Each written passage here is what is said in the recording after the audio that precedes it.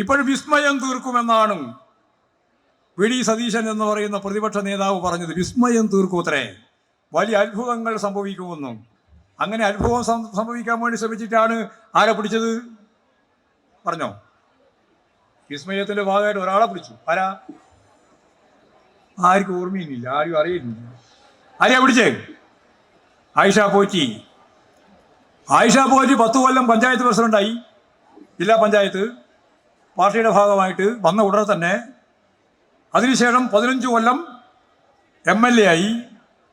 ആ MLA പണി കൂടി കഴിഞ്ഞ് പാർട്ടി സംഘടനാ രംഗത്ത് പ്രവർത്തിക്കാൻ പാർട്ടി ജില്ലാ കമ്മിറ്റിയിലെടുത്തു.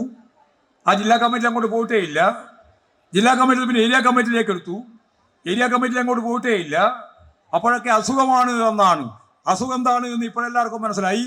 ആ അസുഖം അധികാരത്തിന്റെ അപ്പകഷണവുമായിട്ട് ബന്ധപ്പെട്ട പ്രശ്നമല്ലാതെ വേറെ ഒന്നുമായിരുന്നില്ല എന്ന് കോൺഗ്രസിലേക്ക് ചേക്കേറിയിട്ടുള്ള ഈ ആയിഷ പോറ്റിയെ സംബന്ധിച്ച് എല്ലാവർക്കും ഇപ്പോൾ വളരെ വ്യക്തതയോടുകൂടി മനസ്സിലായി. ഒരു വർഗത്തെ വഞ്ചിച്ച് ഭരണവർഗത്തിന്റെ ഒപ്പം ചേർന്ന് മുമ്പോട്ടേക്ക് പോയ ഒരു ചിത്രമാണ് നമുക്ക് ആയിഷ പോറ്റിയുമായിട്ട് ബന്ധപ്പെട്ട് കാണുന്ന. അവസരവാദപരമായ നിലപാട്, വർഗവഞ്ചനയുടെ ഭാഗമായ നിലപാട് സ്വീകരിച്ചുകൊണ്ടാണ് കോൺഗ്രസിലേക്ക് ചേക്കാറാൻ യാതൊരു തരത്തിലുള്ള മടിയുമില്ലാതെ ഈ പറയുന്ന ആയിഷ പോറ്റി പോയിട്ടുള്ളത്.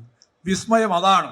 പിന്നെ CKP പത്മനാഭനെ പിടിക്കുമെന്ന് പറഞ്ഞു, പിന്നെ മാണി കേരള കോൺഗ്രസിനെ പിടിക്കുമെന്ന് പറഞ്ഞു. ഇങ്ങനെ ഓരോരുത്തരെ പിടിക്കാൻ വേണ്ടി നടക്കുകയാണ്. പ്രായമുള്ളവർ എവിടെയെങ്കിലും ഉണ്ടോ എന്ന് അന്വേഷിച്ച് വി.ഡി. സതീശനും കൂട്ടനും കൂടി ഇപ്പോൾ പുറപ്പെട്ടിരിക്കുകയാണ് വിസ്മയം തീർക്കാൻ. ഒരു വിസ്മയവും ഈ കേരളത്തിൽ നടക്കാൻ പോകുന്നില്ല.